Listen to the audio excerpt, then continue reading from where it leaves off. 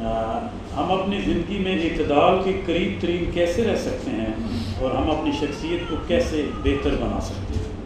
حضرات، کبھی میرا اب بھی یہ خیال ہے کہ بر صغیر انفیریورٹیز کی جگہ ہے، آماج کا ہے. ہم میں سے ہر ایک کو کسی نہ کسی انفیریورٹی سے کے کمپلیکس سے واسطہ پڑتا ہے. میں نے دیکھا ہے کہ ہم میں سے معزز ہو، کمتر ہو، بڑا ہو، چھوٹا ہو، بچہ ہو، ہمیں اپنی زندگی کی ابتدائی بڑی کمپلیکس انفیریورٹی سے کرتے ہیں جو ساری زندگی ہم پہ حاوی رہتی ہے. تو کسی زمانے میں نے سائیکالوجی پہ ایک بات کرتے ہوئے میں نے کہا تھا کہ psychology if applied to others is a science, if applied to one's own self is mysticism. اگر آپ جو علوم نفس تھے پہلے، جو ایک استاد کے پاس محفوظ ہوتے تھے، جسے خفیہ رکھا جاتا تھا اور سمجھا جاتا تھا کہ یہ سینہ پسینہ ٹریول کریں گے، آپ دعا دیجئے دجال کو اور اس فسق و فجور کے ممالک کو کہ انہوں نے آپ کو یہ نفسی کیفیات کو ترتیب دے دی. اب نفس اچنبا نہیں رہا، یہ اب آپ کے نزدیک ایک پیکٹ آف جبلتوں کا ایک پیکٹ بن گیا جس کو آپ نفس کہتے ہو. اس میں جانورانہ خصائل بھی موجود ہیں اور اس میں عقل کی افزائش کے اسباب بھی موجود ہیں. اگر ہم کو خدا کے رستے میں، ہم اس لیے کہ آپ دیکھیں، تھوڑی سی میں آپ کو بات بتا دوں، یہ کیا عجیب بات ہے کہ بر صغیر میں اٹھنے والے تمام علماء، میں کسی کی تخصیص نہیں کر رہا بیچ میں، تمام علماء شیزوفرینک ہو گئے، تمام علماء ذاتی تعریف و توصیف میں پڑ گئے، تمام علماء آرگنائزیشنز کی امیر بننے کے چکر میں پڑ گئے، تمام علماء نے امت محمد رسول اللہ میں کوئی نہ کوئی گروہ جو ہے کاٹ لیا. آخر اس کی کیا وجہ ہو سکتی ہے؟ اب بھی اگر آپ نظر ماریں، تھوڑا سا غور کریں تو یہ بر صغیر کی تاریخ میں یہ عجب نظر آتا ہے کہ علماء نے اس کمپلیکس سے نجات نہیں پائی. جتنے بھی علماء تھے انہوں نے سیلف اپریسیشن کے کمپلیکس سے نجات نہیں پائی. اب کیا عجیب سی بات ہے کہ اگر آپ ان کو میتھوڈیکلی، سائیکولوجیکلی پڑھو تو آپ کے 90% علماء نارملسی پہ نہیں پورے ہو جاتے، اور عجیب و غریب باتیں ان کی آپ کے نقطہ نظر میں. ابھی آپ صوفیاء کو دیکھیے، کوئی صوفی آپ دعوے سے خالی نہیں دیکھیں گے. اس وقت موجودہ تمام صوفیاء کسی نہ کسی بڑے دعوے کو ضرور لیے بیٹھے ہوں گے. مجھے ایک بات بتائیے، میں صرف آپ کی، کیا ضروری ہے کہ جب میں اپنا نام لکھوں تو نیچے 8 میں لکھوں، نقش بندیہ، قادریہ، اویسیہ؟ یہ میں کیوں لکھتا ہوں؟ یہ آپ غور کرو کہ آپ کیوں لکھتے ہو. یہ آپ ایک ہی استاد کے شاگرد ہوتے ہو، یہ 8 10 سلسلے جو آپ نیچے لکھتے ہیں، یہ بزرگان تصوف کی کیوں لکھتے ہیں؟ یہ ایک کمپلیکس کی وجہ سے لکھتے ہیں. صرف یہ کمپلیکسٹی، یہ انفیریورٹی کی یہ نہ ہو میں لکھوں خالی قادریہ اور دوسرا 2 رتبے اور بڑھا دے تو لوگ کہیں یہ زیادہ کمپلیٹ صوفی ہے. اگر یہ کمپلیکسز اتنی ہیوی ہیں ہمارے لوگوں میں، اتنی ہیوی ہیں کہ بڑے سے بڑے استاد کو اس کا شکار دیکھا گیا ہے. اگر آپ کوئی سلسلہ نہ لکھو تو پھر کیا مصیبت پڑ جائے گی؟ کیا آپ کی ذاتی خاصیت یا آپ کا ذاتی علم اس سے مجروح ہو جاتا ہے کہ آپ یہ سلسلے لکھو گے تو لوگ آپ کو مانیں گے، اور نہ لکھو گے تو پھر لوگ آپ کو نہیں مانیں گے؟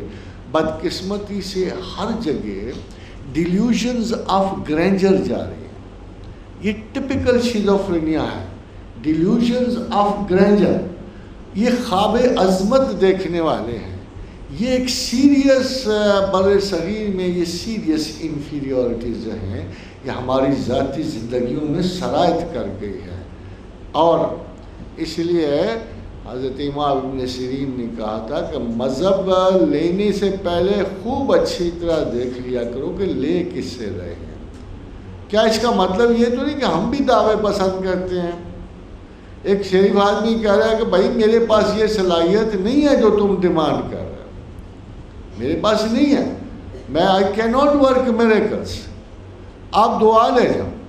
وہ کہتے ہیں نہیں جی، نہیں آپ کچھ کہو نا، تو کہ ہاں میں نے لوہے محفوظ پہ نظر ماری ہے، وہاں سے تمہارا بچہ مجھے مل گیا، آخر ایک لسٹ پہ آ ہی گیا، آپ وہ بات مان لیتے ہو، فوراً مان لیتے ہو۔ آپ دعویٰ پسند کرنے والوں میں سے ہو، وہ دعویٰ کرنے والوں میں سے ہیں۔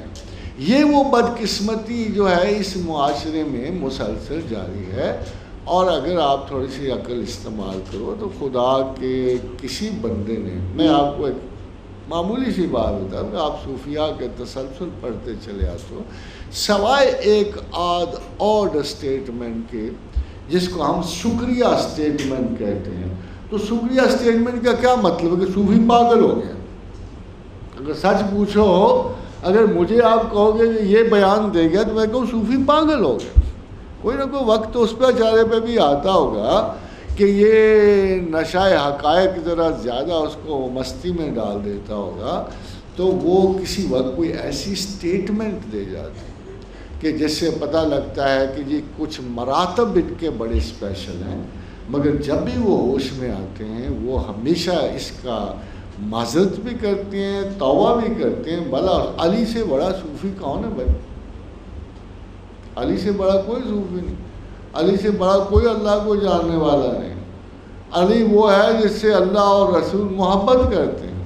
تو علی کیا فرماتے ہیں؟ میرے خیال ہے صوفیاء اگر کسی نے یہ دیکھنا ہو کہ جی رہنمائی کہاں سے چاہیے، تو آپ محلے کے صوفی سے کیوں ڈھونڈتے ہو؟ علی سے کیوں نہیں ڈھونڈتے جو کہتا ہے کہ میں نے اپنے خدا کو اپنے ارادوں کی شکست سے پہچانا؟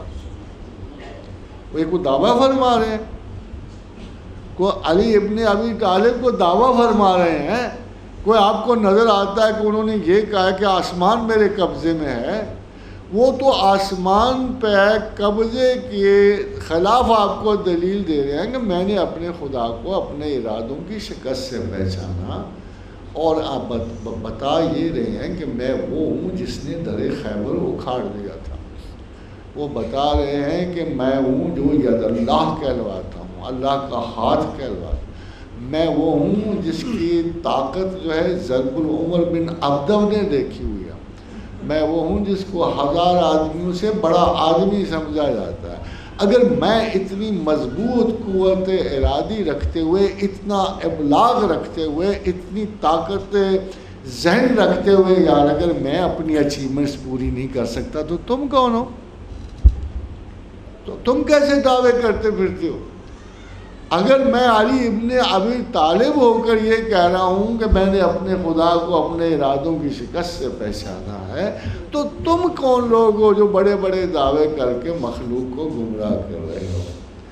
اس لیے خاتون حضرات، دس از ویری ویری امپورٹنٹ کہ اگر آپ کو ٹیسٹ رکھنا ہو نا اچھائی برائی کا، اگر آپ کو ٹیسٹ کرنا ہو کہ صوفی اور غیر صوفی کون ہے، تو پلیز دعویٰ دیکھ لیا کرو۔ جہاں آپ کو دعوے کی بو بھی آئے نا، وہ آپ سمجھ جایا کرو کہ یہ شیطان کا ولی ہو سکتا ہے، رحمان کا نہیں ہو سکتا۔